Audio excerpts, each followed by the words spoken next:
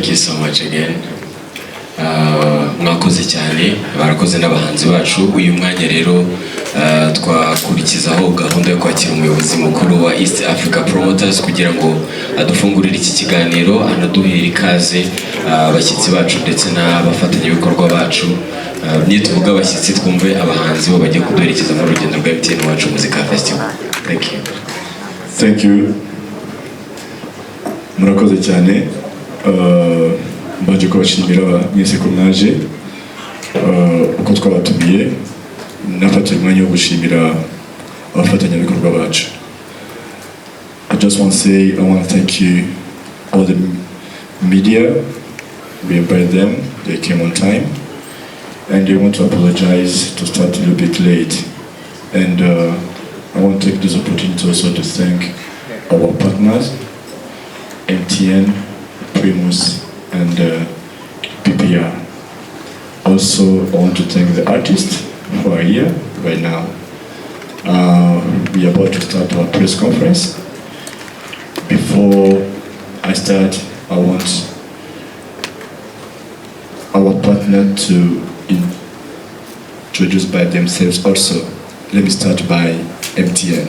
Thank you. Muraho, my name is Som Dev Sen. You can call me Som. I represent MTN Rwanda as the Chief Consumer and Digital Officer. I'm very glad to be here today.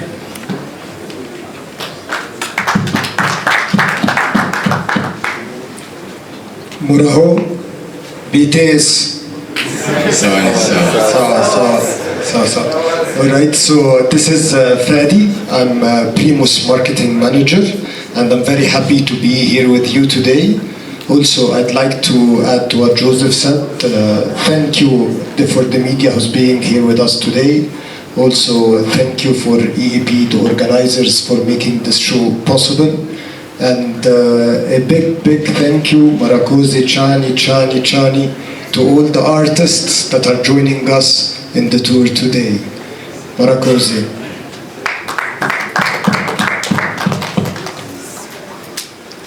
Bravo. Nitwa Patricia Garuka.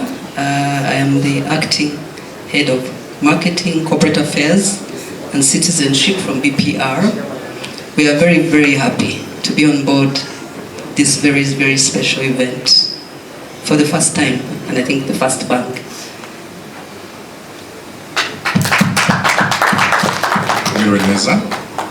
I'm Jimmy Mugabo, and I'm in charge of sponsorships at BPR. We're happy to be here and we partner with EAP. Thank you. Thank you so much. I think now it's time for the artists too. Reka mwe n'abahanzi bacu kugira ngo babibwire. Murakoze. Murakoze.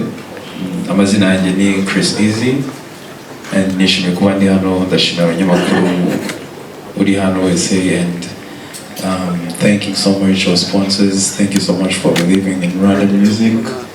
We are here not to disappoint you. Murakoze cyane.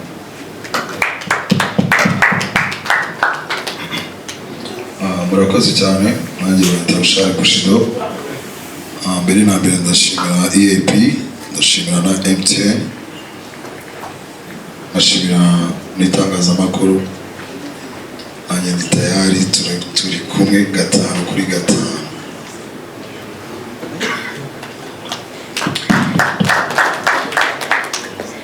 irebere, c'est Marina. Nanjye nagira ngo mbabwire ko I'm ready, ikindi turi kumwe gatanu kuri gatanu. So thank you all for coming, and special thanks to our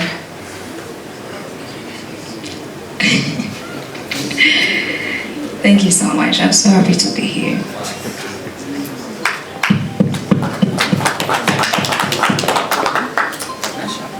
Yo, it's a Shanba Sugarman, Big Man, Mwana Davis T.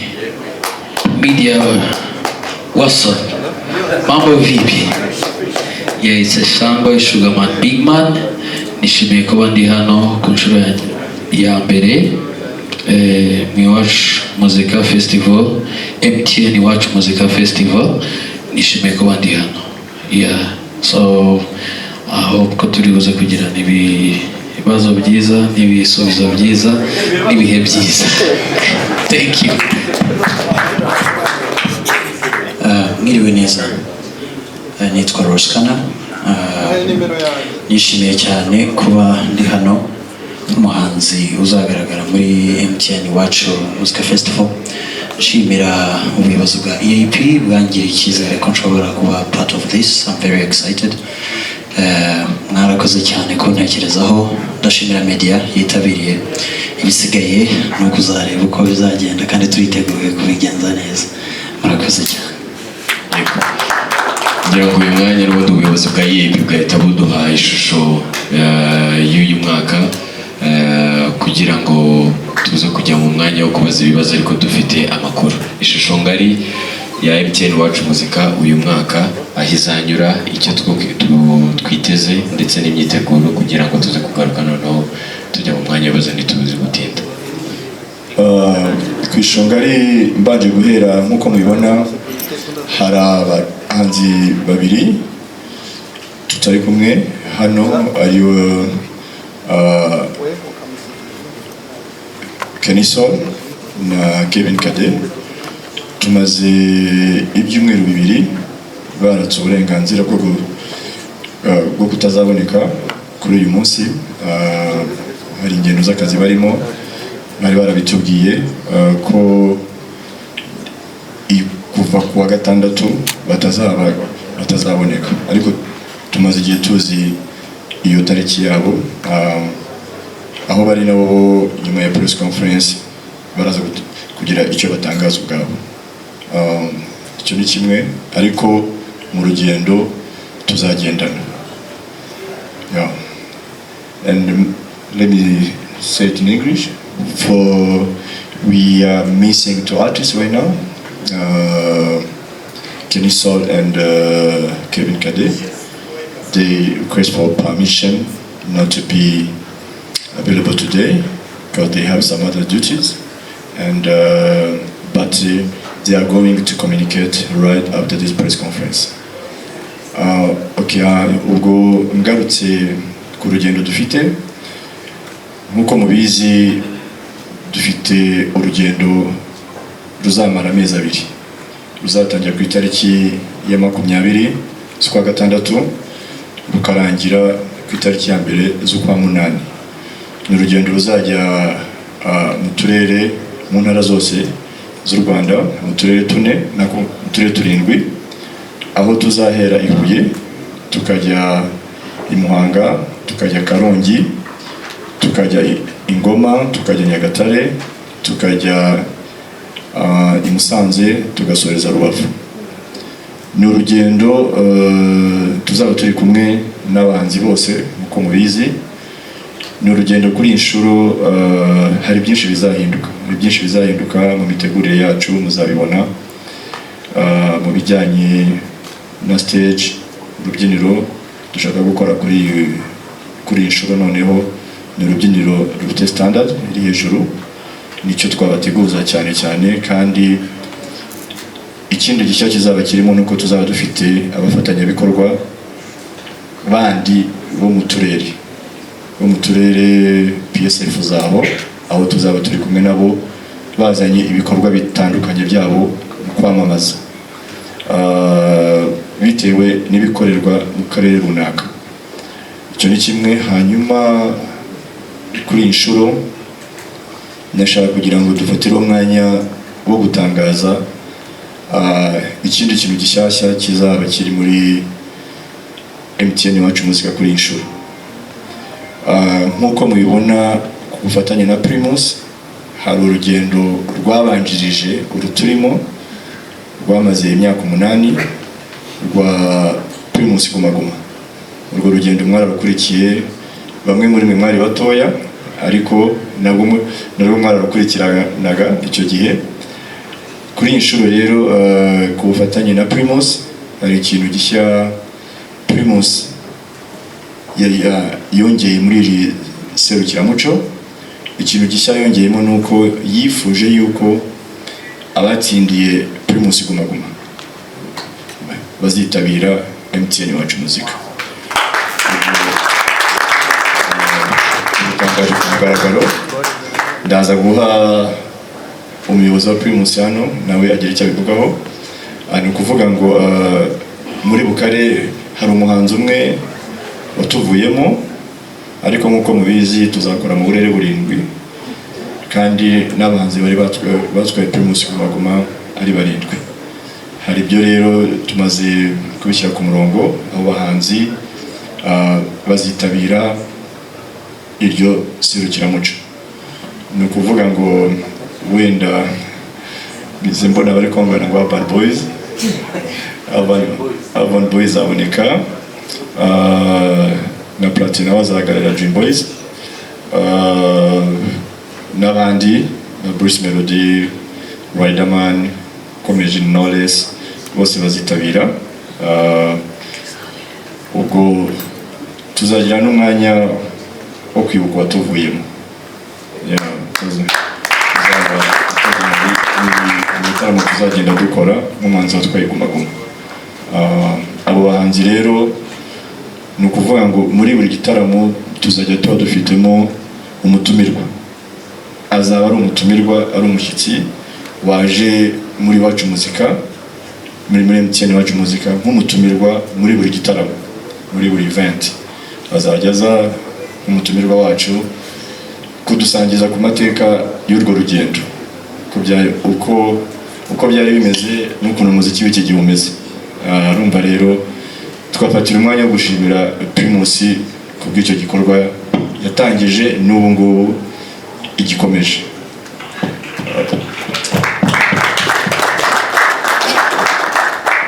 Ku bindi nk'uko mubizi, mu ntara harimo kugenda, twebwe dukora event yo ku manywa murabizi, itangira saa 8 z'isatsa kugera saa 1. Ni urugendo twifuza kuzagendana namwe, twifuza kuzagendana namwe mwese n'abahanzi bazaba bahari. Ni urugendo rufite icyo ruzahindura ku muziki wacu. Nk'uko mubibona, uko imyaka ishira hagenda haza n'indi generation mu muziki. Twebwe ntabwo tugifata nk'abana bahanzi nk'uko mubita ngo abahanzi bato. Oya, nta muhanzi umara imyaka 5 akiri mutoya. Ni abahanzi bakuru, ni abahanzi bafite ibikorwa, ni abahanzi bafite ibyo bakoze, bafite n'abakuru babo bafite ibyo bakoze. Navuga ko hari uko imyaka igenda ishira hagenda haza n'abandi bahanzi bavuka, ariko noneho nyuma y'imyaka 5 barashoboye kuba bakora tuwa nk'iyi ngiyi bayikora. Niyo mpamvu twabagiriye icyizere, ariko Primus yongeramo ubufatanye n'abakuru babo. Bivuga ngo nicyo twababwira wenda mu rugendo tugiye gutangira, kugira ngo nabyo mubimenye wenda nyuma yo twaza kwakira ibibazo, kugira ngo ibibazo bitangire. Ariko mbere yuko ngira icyo mvuga, naha ushinzwe uhagarariye Primus kugira ngo akonfaminge icyo kintu cy'abartiste ba Primus Guma Guma. I was saying, Fadi, we want to thank Primus, how they support the industry, and how you decide to bring on board the Primus Guma Guma champions. And I would like you to tell them something about that. Thank you. Thank you, Joseph. So, first of all, we're very proud to once again be sponsoring MTN Watch Musica. Every year we've seen this platform grow bigger, attract more Rwandans, and generate greater excitement. And as Joseph was mentioning, this year we wanted to make it even more special and more exciting. So we are very proud to announce that Primus will be bringing Guma Guma champions as special guest performers across the tour. So we'll be having Bruce Melody in Ngoma, Urban Boys in Rubavu, No Less in Muhanga, Riderman in Musanze, Dream Boys in Huye, and Tom Close in Nyagatare. So get ready for bigger performances, bigger excitement, and we can't wait to enjoy this season of Iwacu Musica 2026 together with you. Thank you. Applause, ladies and gentlemen. Ibi bintu si byiza se? Okay. Yeah, and also want to give it to MTN to say something about the festival. Murakoze EAP. That's all I know about Nyarwanda, so I continue in English. First of all, another edition of MTN Iwacu Musica. We are so honored and so happy to bring about the new one in 2026. I think for MTN, the last 1 week has been all about music, and if you've been following, not only Iwacu Musica, we have launched our Nicho Jihe campaign with a song. Okay, Nicho Jihe, I don't know how many of you have heard. Can you guys raise hands, people who have heard the song? Do you like it? So please go, people who have not heard, please go ahead and ensure it's on YouTube. Please see the video. It's about our journey as MTN with Rwanda, and as well as celebrating Rwanda through music. We also have launched the Caller Tunes Awards, okay, and this is going to be an exciting journey along with Iwacu, okay, wherein we are asking all Rwandans to vote their favorite artists, okay, and we've got amazing prizes to be won for the artists in the next 2 months. So all these things, what we've done, whether it's the launch of Nicho Jihe as a campaign, whether it's the Caller Tunes Awards, whether it is Iwacu Musica, MTN believe that in Rwanda music binds everyone. That is why MTN has always been focused on promoting music all the year around. Iwacu Musica is our flagship sponsorship, okay, and we've been doing this for the last few years. We really love to see the excitement that happens across the country when people unite to watch, Iwacu Musica. I mean, this is a platform where not only do we promote our amazing artists, but we also promote people.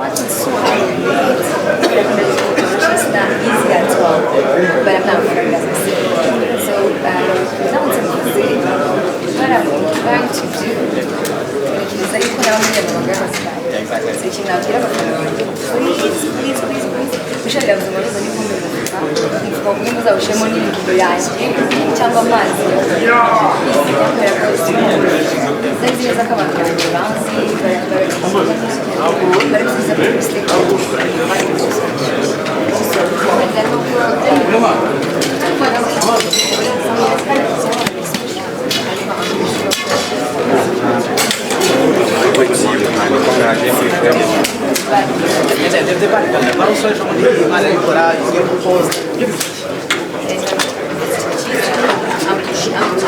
getting bored.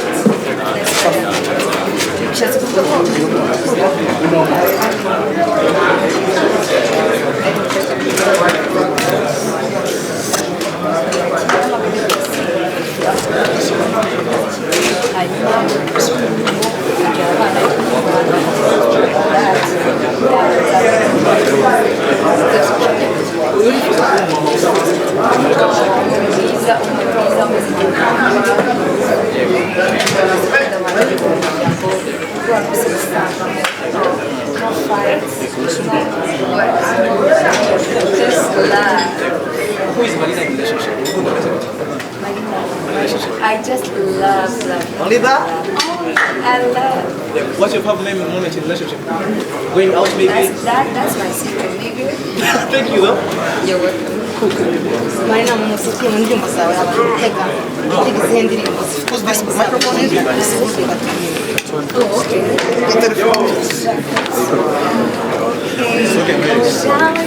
okay bye ikibazo kimwe kuri Mari yego mu gihe cyashize kuri FM bavuze ko ibitaramo ari bikeya nta nuza utari kubona utari kubona uko ukora aka kanya wakira uteye igitaramo kabonye ko wari wavuze ko ubushobozi buri kugenda bugabanyuka kubera ko igitaramo ari kato no wavuze ko ikibazo mufite ari uko nta gitaramo kuba hanze aka kanya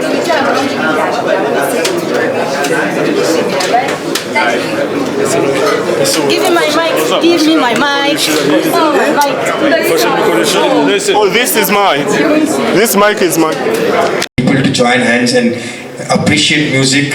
You know, Yuachu does not come with an entry fee. Okay, for people to watch. It's complete democratization of music. So anybody who's interested to hear that day are most welcome to just walk into the arena to watch and our favorite artists. This year I'm hoping that it's going to be even more exciting than the last year, even bigger than the last year. Whatever mistakes we made, I'm sure we'll get corrected this year. Okay, and it will become all the more exciting. From MTN standpoint, we do not take this event for granted. Every happy face, every little child. When I go to Iwachu, you see the first row is always booked for the children. Okay, and they are the biggest dancers.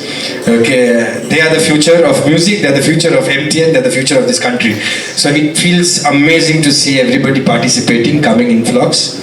We will continue to promote music because music transcends language. I can't speak Nyarwanda, but the Rwandan music gets me. Okay, which is great. All these artists, even I don't understand what they're talking about, but when they sing, it touches my heart, right? So music transcends time and language. Okay, and that's the most beautiful way to celebrate this country. So we'll continue to support. Okay, and take your feedback and get better and better and better. Thank you so much. biciye mu magambo make arimo arashimira abagana urugendo no gukunda umuziki nubwo abatabyumva neza ngo bimukora ku mutima nubwo ko na beat zikora ku mutima.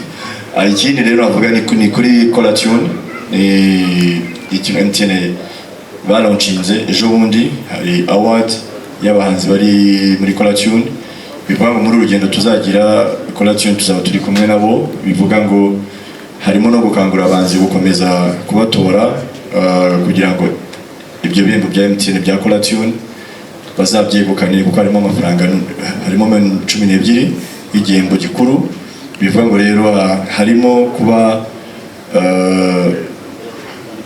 kwakangurira abanyarwanda gutora abahanzi babo kugira ngo nayo mahirwe nayo mafaranga tuzabona umuhanzi wacu wazayegukana. Reka mena BPR mu rugendo rwacu tugiye kugendana rwa MTN wacu muzika igihe kibitubwira.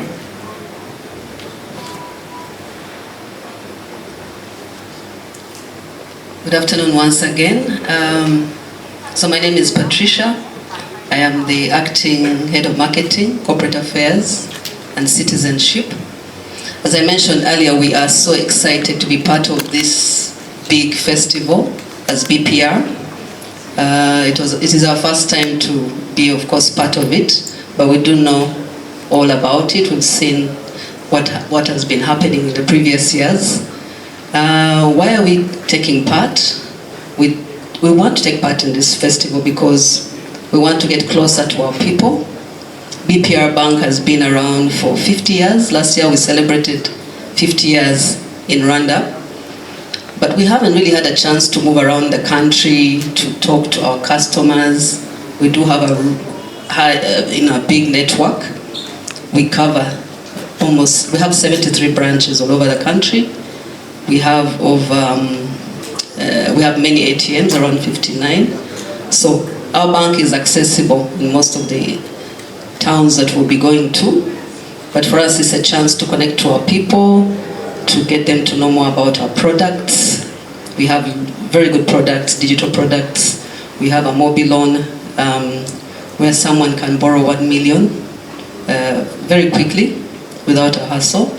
So we want to push more of these products. We have our, we can find our services on the phone. You just have to dial *150# and then you'll be able to access our services. We know that there are so many people that are not banking. There are many people in the different towns that don't use banks, so we want to get more people on board and get them to join this trusted bank, the People's Bank. We're all about people. We're for people for better, so we really want people to join us and get more access to our products. And of course, later on there'll be other products that will be revealed as we get into the festival, which we can't disclose now, but we're excited. We're coming to you with new products. Thank you very much.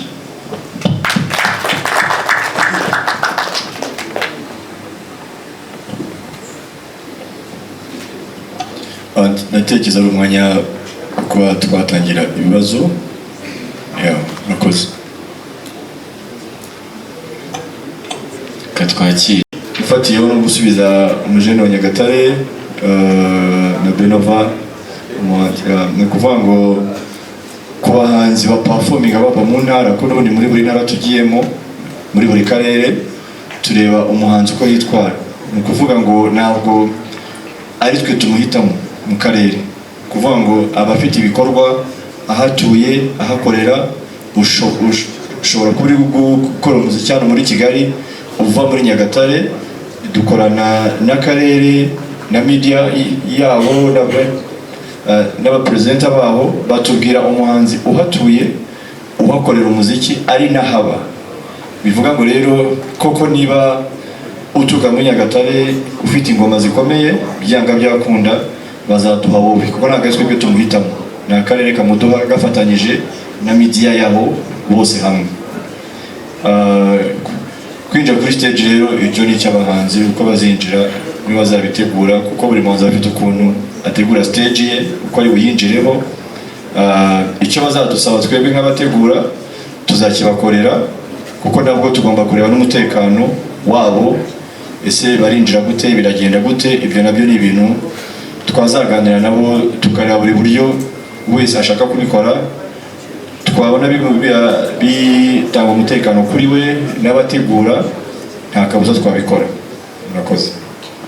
Arakoze cyane. Reka tujye kuri ruhande rwo hepfo, habanje Akayezu Daniel Rurema, hakurikiraho umukobwa uri inyuma Fifi, ubwo ndahita ngaruka ku bindi, ariko turaguma muri icyo gice n'aba Fred bose ndabona n'aba Yusufu Professor.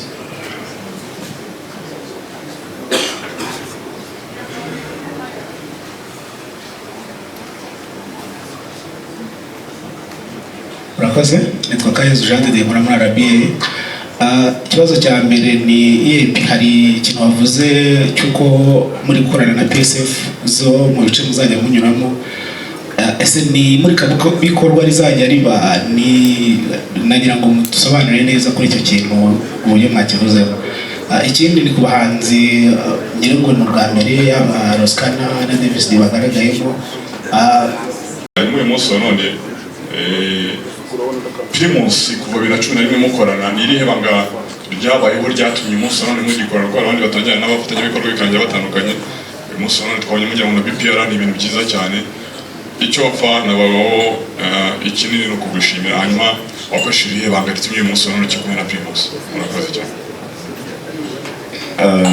Wenda mbanje guhera ku cya Kevin Kade ho, ntabwo turi gushidikanya ko n'ubushize hajemo ibikorwa yaragiye mu byihutirwa by'igihugu, ariko n'ubu ngubu navuga ko biri ku murongo, nta kibazo dufitanye nawe, nta kibazo afite. Nuko badahari yari yarabisabye kandi abisaba, navuga mu byumweru 2 bishize. Nta rindi banga ryo gukorana na Primus, nuko nkuko bivuze kuva 2011, I think ahubwo ni kuva 2008 tugendana mu rugendo, nuko ntabwo turabatenguha mu byo twababwiye, mu byo twemeye gukora, mu byo bifuza ko dukora mu bufatanye bwacu bwa buri munsi. Nta kibazo na kimwe kirabamo kugira ngo tube twatandukana, ari nabyo twifuza n'abandi bafatanyabikorwa na MTN. Tumaze kugendana urugendo rw'imyaka 4, dutangiye umwaka wa 4, bivuga ngo nabo twifuza kuba twakomezana nabo n'urundi rugendo. Na BPR ije muri entertainment, tugomba kubereka ko ibyo bifuza kugeraho, ibyo batekereza kugeraho, ibyo bashaka muri entertainment kuko bazabibona kugira ngo nabo tubashe kugendana urundi rugendo rw'igihe kirekire. Nta rindi banga rero ni imikoranire, ibyo uvuze ukabikora kandi ukabikora mu gihe gikwiye. Akoze. Yeah. Yes, thank you. I had very good translation here. So, answering your question, Primus believes in the power of music in bringing people together. And we've seen this throughout our journey. We've seen Rwandans getting together through music. And this spirit of togetherness is part of Primus brand. It's part of the DNA. We want to bring people together. And this spirit lies at the heart of our brand and at the heart of the festival of Iwatch Musica. This is why our partnership continues to grow and expand. Thank you.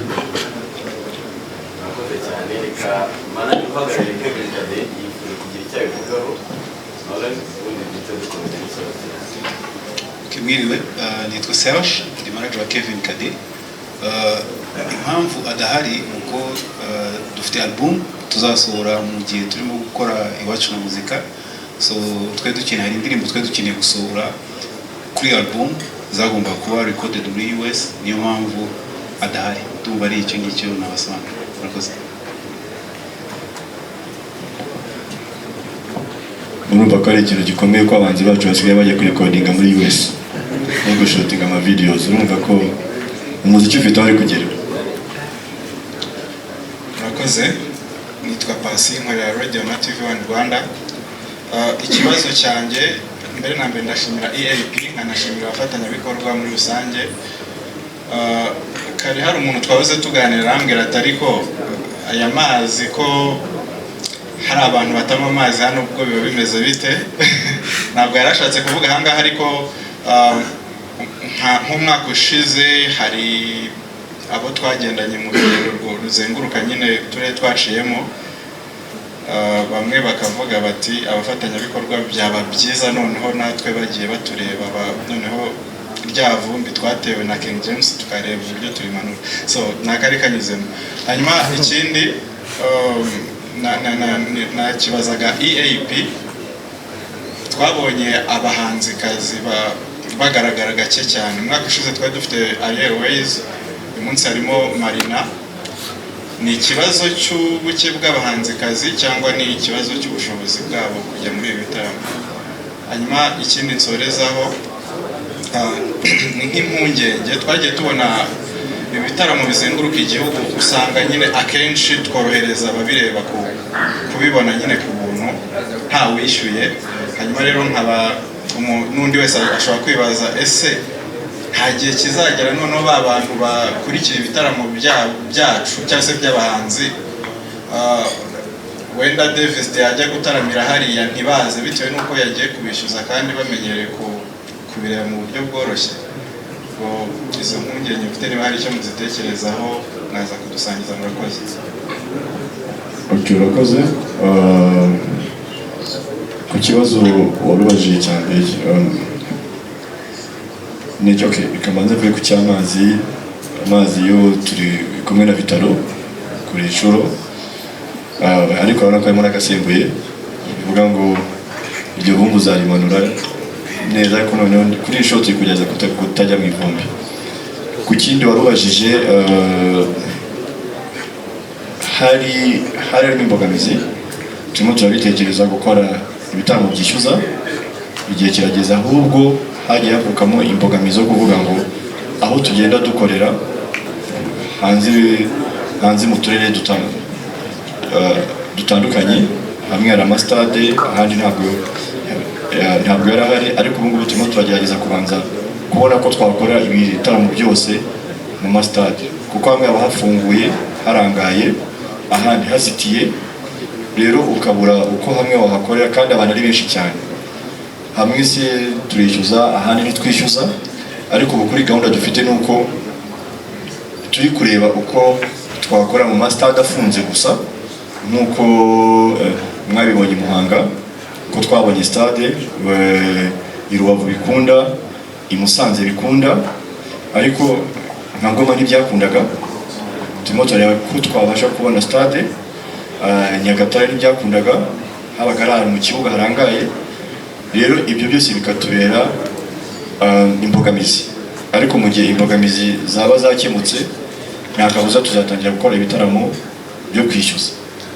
Nabyo biri muri gahunda dufite, ariko tumaze kureba se ku rwego rw'igihugu hose twabikora bigakunda, kuko ntabwo wabikora mu bahandi bireke. Icyo nacyo cyari gisigaye nk'imbogamizi ariko iri gukemuka kugira ngo byose bijye ku murongo. Ikindi kibazo warubajije ku buke bw'abahanzikazi, ntabwo ari abahanzikazi gusa nk'uko mubibona, kubasha guhitamo abahanzi 7 mu bahanzi bose dufite biragoye. Dufite abahanzi benshi cyane, hari abari hano, hari n'abifuje kuba hano, hari n'abifuje ko twagendana, ariko ntabwo kubera umwanya tuba dufite wo gutegura igitaramo tugira amasaha makeya. Niba dutangira saa 9 kugera saa 12 saa 1, kuba twategura abahanzi benshi ntabwo byadukundira, ariko turi kureba uburyo ese mu myaka iri imbere dushobora kongera n'amasaha dukoreramo. Ibyo ni ibintu tukiganira n'inzego zitandukanye, kuko mbona ko dusoza saa 1 saa 1 n'igice, ariko dufite kuba twageza dutinze twakongera n'umubare na cya kibazo kigakemuka. Murakoze. Thank you so much. My name is Amos. I'm Fresh TV journalist. I would first want to ask 2 questions for Primus, and the rest will be on Bushar. First and foremost, I would like to thank Primus for always being there, supporting our music industry since great seasons from Primus Mahuma Superstars and still now with Watche Muzika Fest. You played a very big role in this industry, and we thank you for that. And thank you so much for this opportunity. But I would like to ask you a question. Recently you launched a new vital water, which is very natural. And are we gonna get them at the venues where we shall travel with the artists? This is my first question. And the second, through all those seasons I've mentioned above, what keeps motivating you to support the music industry here in Rwanda? And by the way, congratulations for King James. You sold out within 3 days. Congratulations for that. Such a big impact you played in this industry. Of course, it's always appeared everywhere you pass around. So Primus, you're always there, and you shall always be their hope. So that's my questions. What motivates you to always support the music industry, and what you've experienced through all those journeys you've spent with our local and international, like maybe artists? So that's my question. And the rest on Bushar. Bushar, Miss Shize, twabonye like navuga nyine season iherutse ya Watche Muzika Fest bigaragayemo umwe mu bahanzi bari energetic cyane nyine ku stage cyane. Twabonye navuga ko twabonye cyo cyane kutaro hari, and this time uragarutse perspective iki kuri Bushar no kuri Nocuro, noneho urakunzwe mu ntara aho bazajya hose, abafana bawe byo mwakoze no kureba nibi ngibi n'icyo kubabwira. Thank you so much. All right, thank you. So there are 2 questions, right? Not 3, 2 questions. All right, so the first one, why Primus has been supporting and shaping the music industry in Rwanda. So let's take a look back at Primus.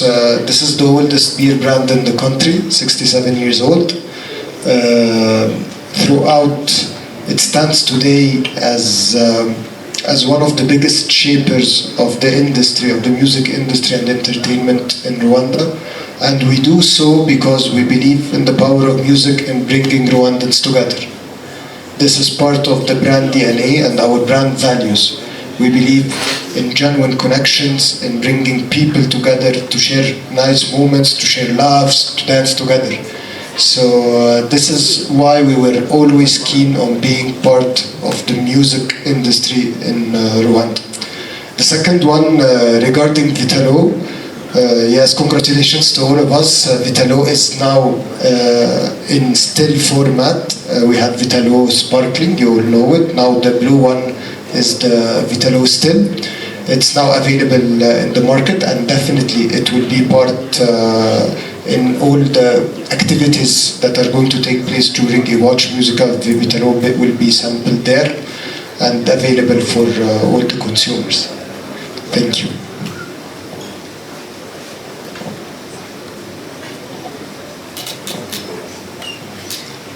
Sinzi niba numvise neza warumbajije ngo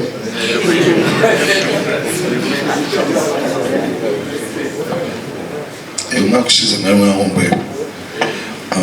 Ikintu cya mbere ndongera nshimire EAP, nshimire boss mukuru wacu.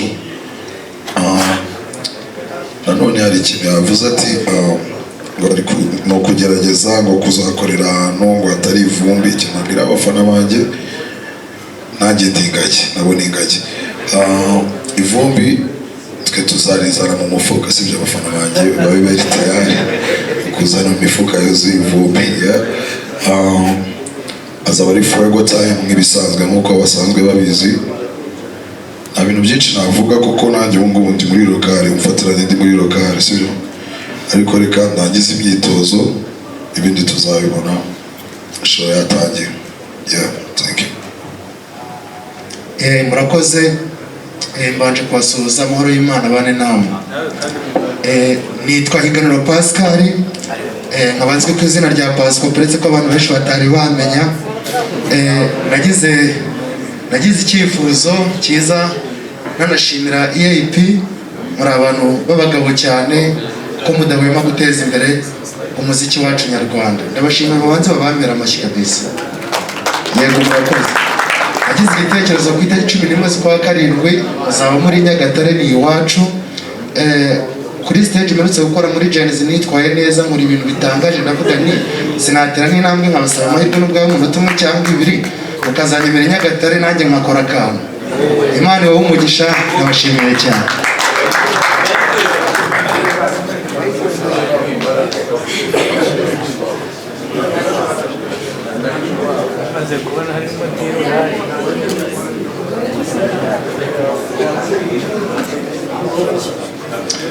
Murakoze.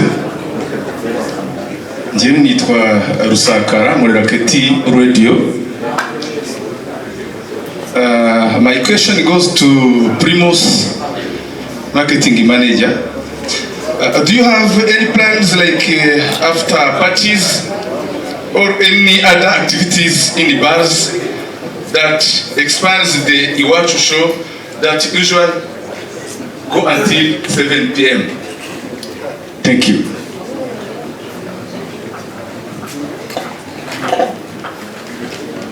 Right. Thank you for your question. Yes, the answer is yes. We did not announce yet, but after every show, we will be having, according to the cities, in one of the outlets, an after party, because we believe it's unfair for people traveling all the way up country and all the people that want to have a good time to end their day at 7 p.m. So we'll be running after parties after each and every festival. Also, there is another big surprise from Primus, is that Primus will not be there alone. It will be there with the artists of Iwachu Musica for chance to consumers, to give chance to Rwandans and consumers to have a meet and greet with their favorite artists. Thank you.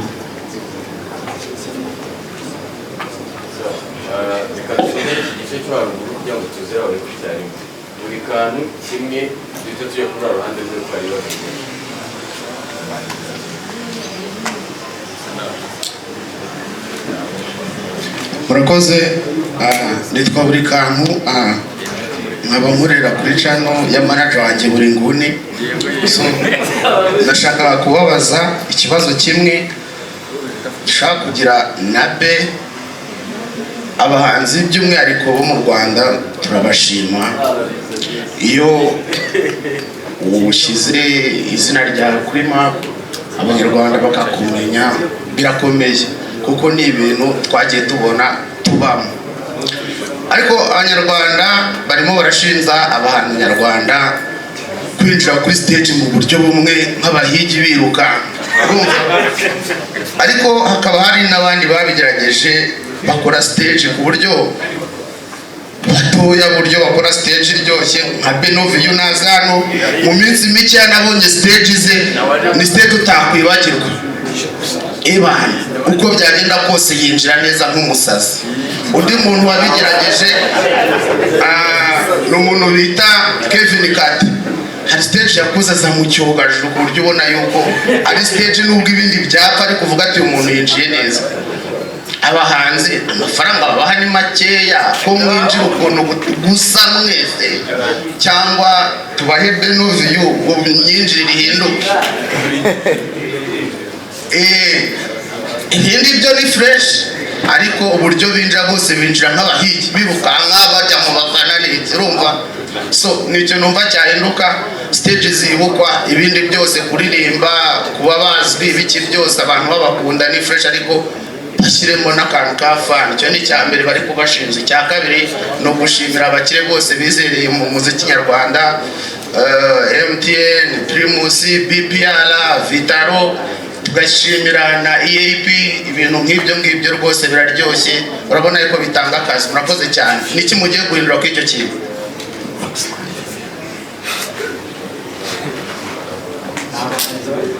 Okay, ikibazo cy'abanzi uko bazinjira kuri stage ubone icyabo hanyuma nta muntu umwe ugiye kuridinga nta babiri nta batatu so twese hamwe so turi gupreparinga ibintu bigomba gushimisha abanyarwanda n'abakunzi bacu muri rusange murakoze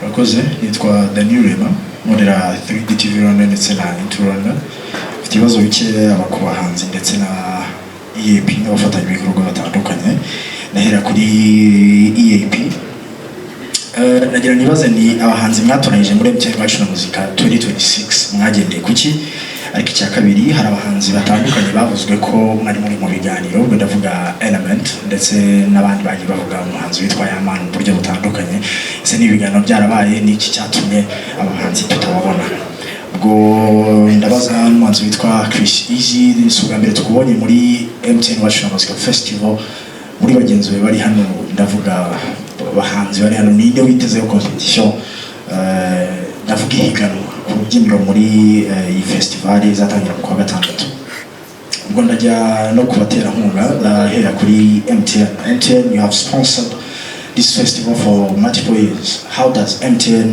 major return on this investment beyond ticket activations and data bundle sales how do you measure this return on this investment ndajya kuri BPR bank n'ubwa mbere mugiye gutera inkunga MTN Wacu na Muzika Festival first of all why MTN Wacu na Muzika Festival and what audience are you trying to reach in these 7 districts and second question to BPR are you considering giving out loans to artists okay go kuri Bralirwa ndaza kubaza Bralirwa and Primus have been a fixture of this festival for many years how does the brand use the festival to strengthen its connection with younger audiences? Thank you so much.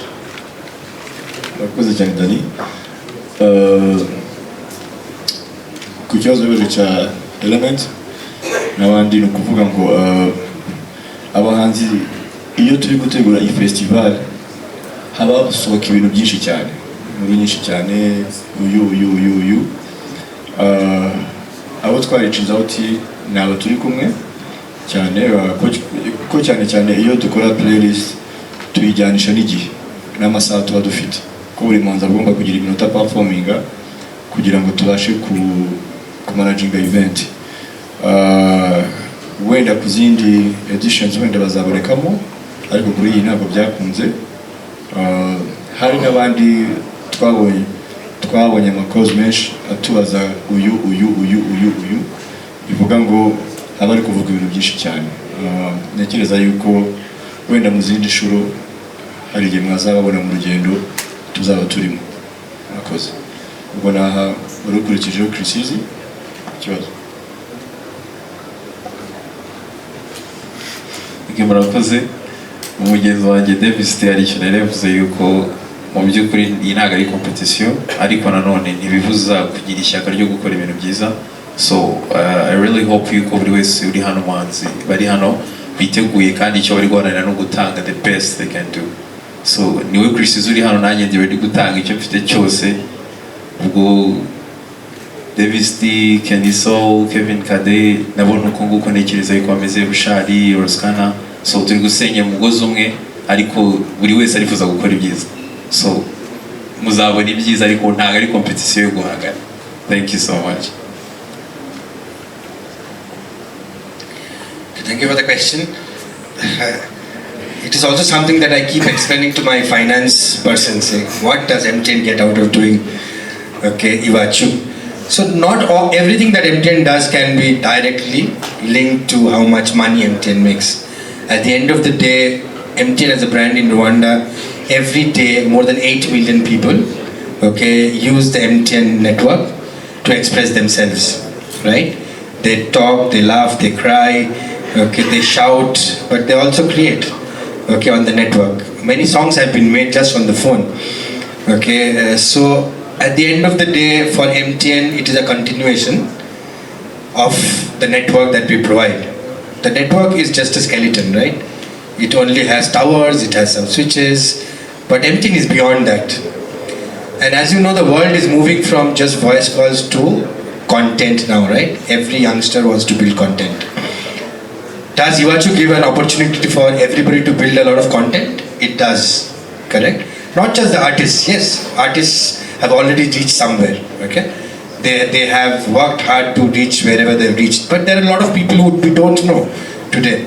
So such platforms like Iwachu helps us identify, not us as MTN, the world, Rwanda, identify new talents, new contents are built, new engagements are built. And music is a very clean way of engaging people, right? So it's an amazing platform to see how people smile and talk and interact and build content. For us, directly, immediately, we are not looking for revenue per se, but we are looking at that engagement. Ni cyo gikorwa cyangwa niyo show dusigaranye uhuza abahanzi ndetse n'abakunda umuziki muri rusange nini. Naboneho no kwibaza nti ese iki gikorwa kugeza ubu ngubu gitwaye amafaranga angahe urebye n'abahanzi bose bije uko ingana ugereranyije nayo mwateganyije.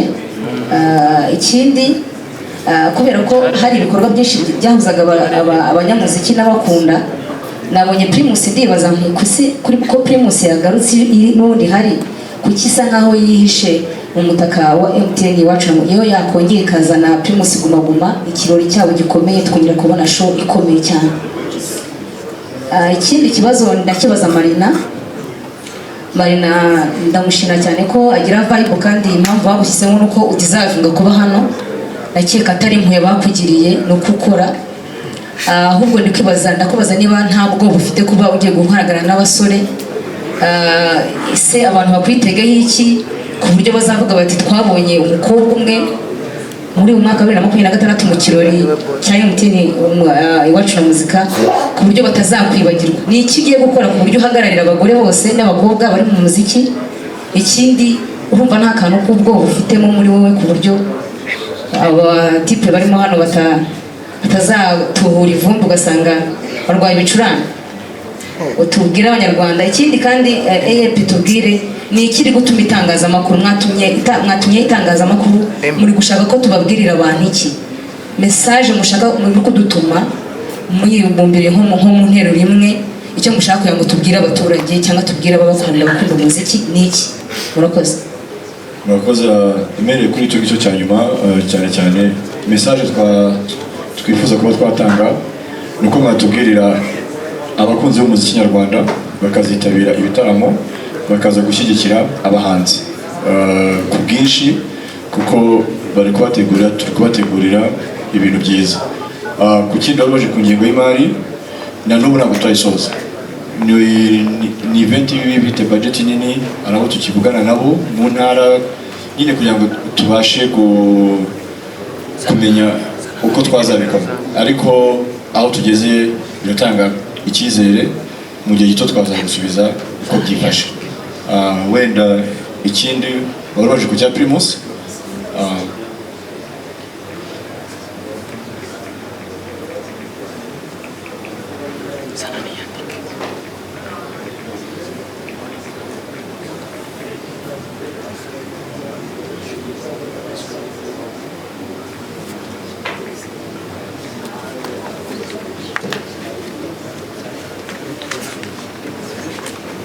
Right, so aba bantu bose mubona ni abaji banjye ni basaza banjye ni abantu dukorana akazi ni abantu bose ndabarusha kuririmba. First of all, I'm not proud of them. You know me, Marina the baddest. The bad girl. So ikintu nababwira cyo, don't worry about that. Ngo byabine ngo abakobwa, please, what are you talking about? Are you complaining? Singurusha guhokozara.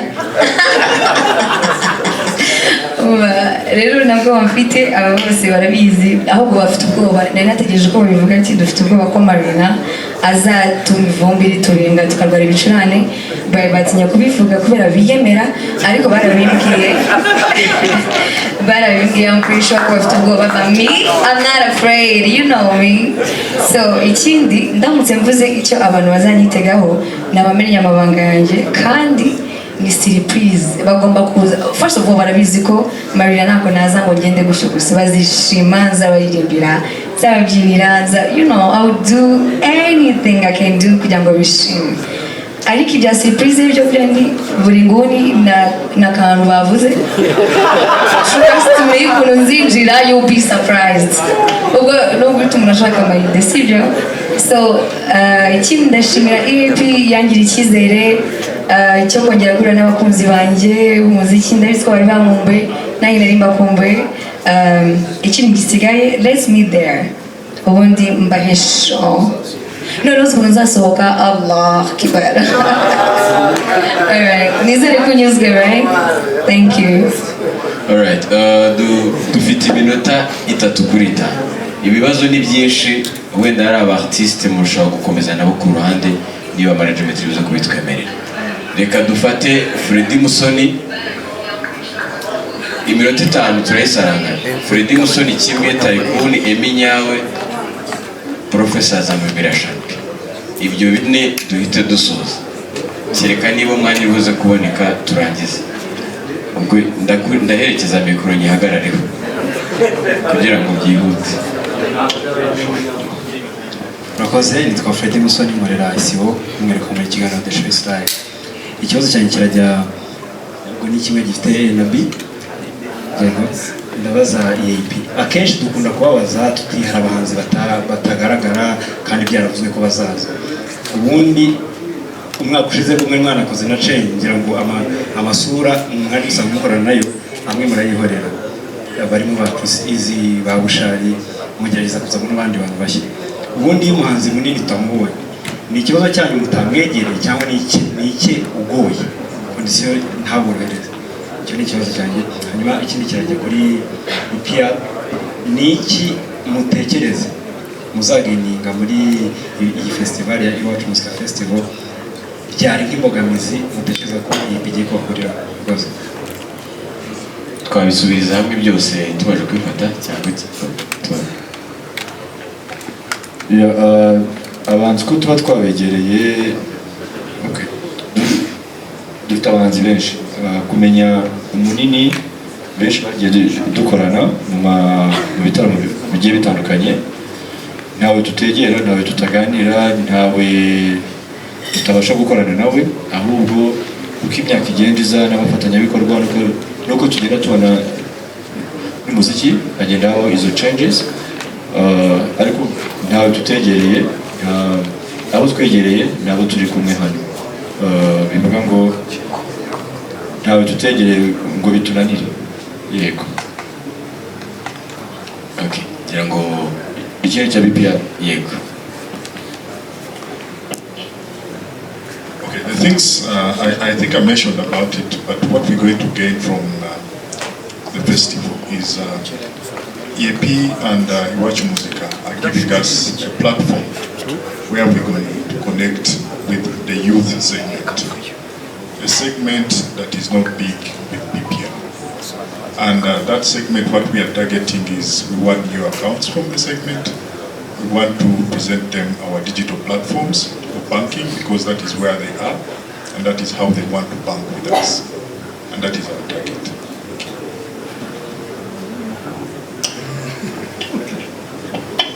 Murakoze cyane. Nitwa Tycoon Ndahiro, umunyamakuru wa Ispo FM by'umwihariko ikiganiro cyitwa Ispo Morning Rush n'umunyamakuru wa YouTube witwa Narababwiye TV. Ndatangira gushimira ino rero navuye mbere tubonye kuva iwacu muzika festival yaba iri balanced cyangwa se bari bukavuga yo like this is the level. Ikindi ngira ngo bizatanga ishusho y'umuziki nyarwanda n'ukuntu wagiye growing kubera ko generation dufite ntabwo zibutana cyane, bizaba ari ikimenyetso cyiza n'abutera nko mu butandukanye mwa approach abasani mwabonye ibyo bakoze. My question n'ubundi njya kuri event organizer Bubu, ndibaza mujya gutegura iwacu muzika festival hari icyo mwari muri gushaka mu bahanzi, icyo kintu mwarakibonye so far? Ubundi wabwira icyo mwashaka mu bahanzi ukanambwira niba mwarakibonye. Thank you. Urakoze ko cyambere hari icyo twashakaga mu bahanzi no mu baturage. Icyambere ni ugukipinga ibyishimo mu banyarwanda, kuko nkuko mubizi abahanzi bafite abafana babo, iyo ushoboye kubahuza hazamo ibyo byishimo, kandi nkuko mubibona iwacu muzika igera mu ntara no mu turere dutandukanye tutabasha kugeramo ibitaramo bikomeye binini, bivuga ngo hari naho ari cyo gitaramo cyonyine mu mwaka wabona. Icyo ngicyo cyo twakigezeho kuko tuba dufite n'abaduhamagara benshi ngo mwaje na hano na hano na hano na hano. Icyo ni kimwe. Hanyuma ikindi ku bahanzi nacyo turi kukigeraho nk'uko bivuze, biranejeje cyane ko mu myaka 5 bano bahanzi ntibari bahari uretse Davis niwe twakoranye muri icyo gihe, abandi bari abajene bari kuzamuka.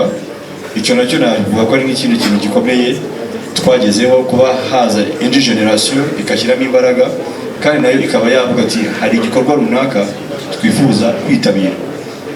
Kandi noneho nk'uko mubizi n'icyamarira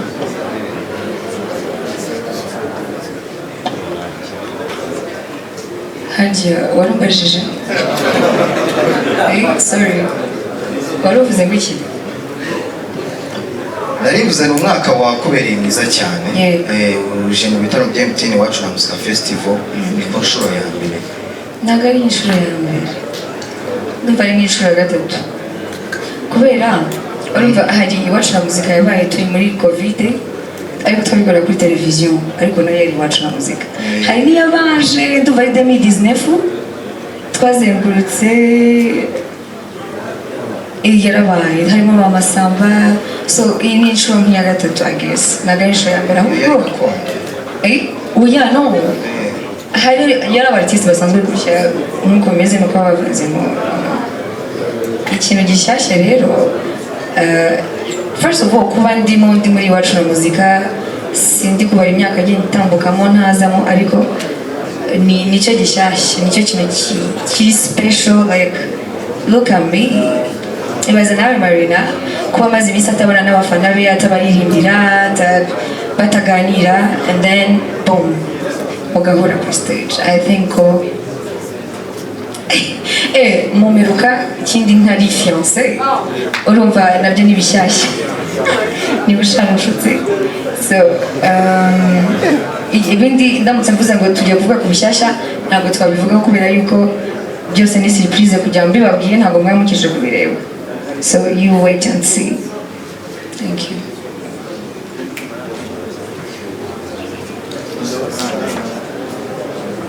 Urakoze.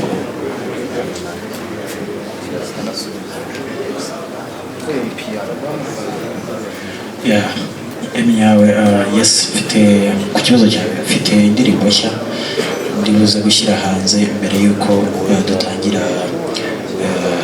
iki bino bitaramo cyangwa tour. Very soon nzabe communicating ku mbuga nkoranyambaga zanjye. I think muzabibona, nibyo ndimo gukora actually. Yeah, thank you. Thank you. I guess I touched on the same, but as I said, we don't touch only to the artists. We have accounts for everyone. You can approach any PPR branch, we will give you any service that you want.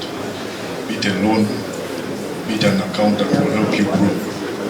So the creative industry, I'm saying it again, please approach us. We've helped so many, including Papa Sava. You see where he's reached.